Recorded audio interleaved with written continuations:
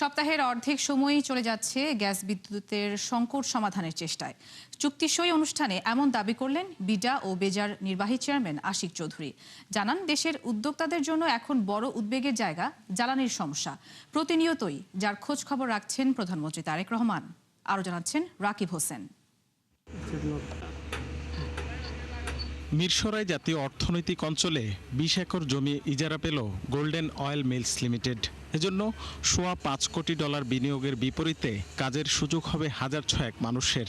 এছাড়া ওষুধের কাঁচামাল তৈরির জন্য আরও ৩০ একর জমি দেওয়া হয় ডেল্টা এপিআই লিমিটেডকে।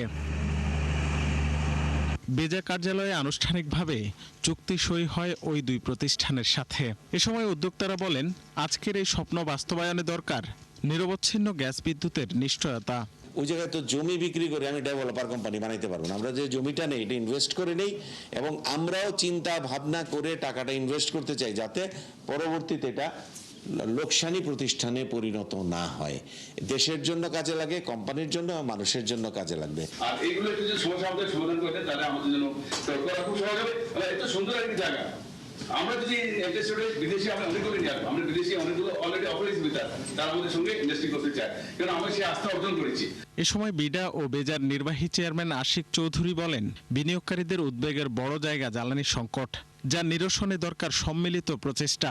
এ ব্যাপারে প্রধানমন্ত্রীও নিয়মিত খোঁজ খবর রাখছেন বলে জানান তিনি। অ্যাটলিস্ট গত ৩ মাস তো ডেফিনেটলি আমি সপ্তাহের অর্ধেক সময় প্রায় ওই জ্বালানি এবং বিদ্যুৎ মন্ত্রণালয়ে কাটাই।